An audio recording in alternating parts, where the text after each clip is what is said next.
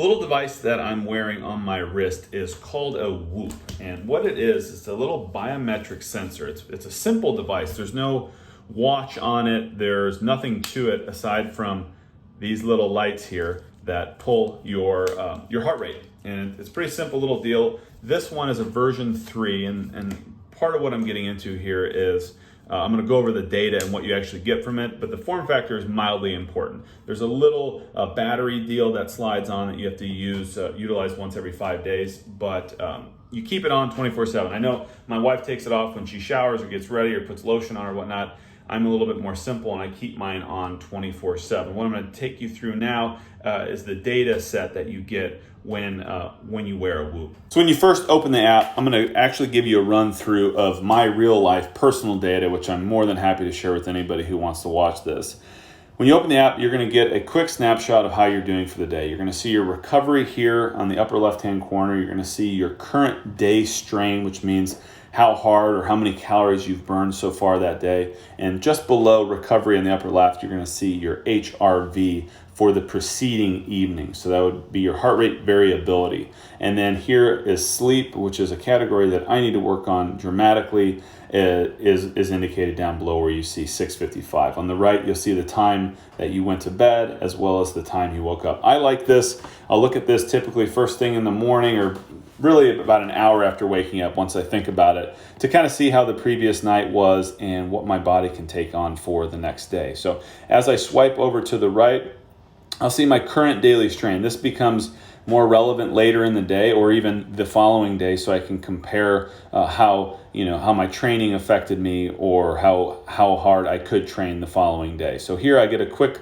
little snapshot of what my max heart rate was for a given day, what my average heart rate was, and how that relates to the average over the previous 30 days. So you can see my average heart rate here so far today is only 59. That is pretty indicative of the fact that I have not worked out yet today. So that average will go up, as will my total calorie burn, as well as likely my max heart rate, depending on what my training is for the day.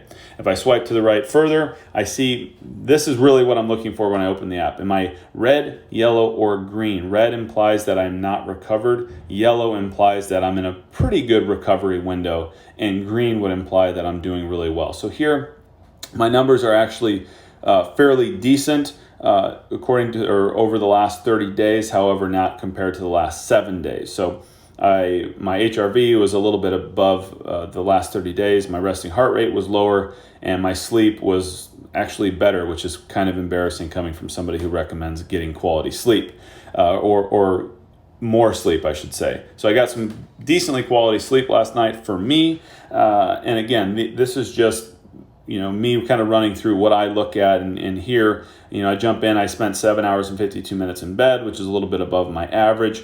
One factor here is the respiratory rate's been kind of important for people who are concerned about COVID. Mine is within its normal range, 12, probably it's on the highest side that it ever is. It's usually in the 12 and a half.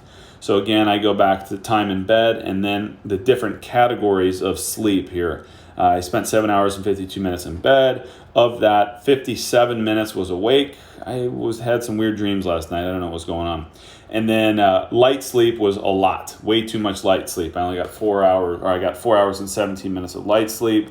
REM was not spectacular, which is rapid eye movement sleep, which happens later in the night, where I was actually awake. I woke up for the first time at 2:30 in the morning. You can see up here at the top, it was 8:37 to 4:30 a.m. I actually had to adjust this by clicking the edit button and move it back to 4:30 because that's when I actually got out of bed.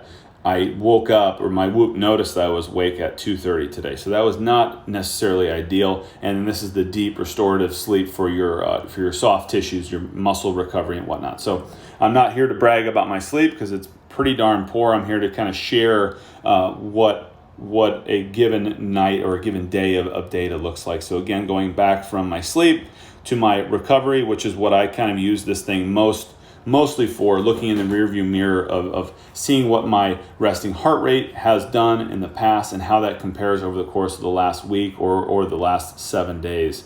And I can see I can go from week to week. I can see here if I've overtrained on that Thursday the 4th, for example, and then I worked on recovering. I was undertraining all those days that I was green, and now I've been kind of holding this nice little plane of decently recovered but not overly recovered. And when you hit these, and this was a week where I took off completely.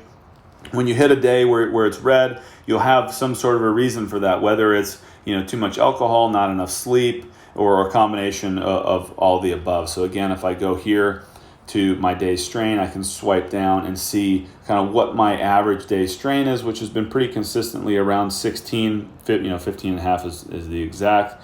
And I know that my body can handle that pretty well given what my recovery levels are at that rate. So that's a quick snapshot of the Whoop strap, and what I use it for on a daily basis. Here I've got a little link for you to jump on. If you want to get 10% off for a year of using this thing, you can take advantage of that. I've used it for now going on 3 years, and it's really allowed me to help learn about my health, learn about my training, learn about my recovery.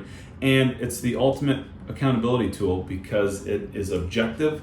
It is not based on emotion, it's based on data, and it's a fun tool to play with to quantify what you're doing from a health standpoint. If you have any questions, please feel free to reach out. Have a great day and enjoy getting set up with your Whoop. Whoop.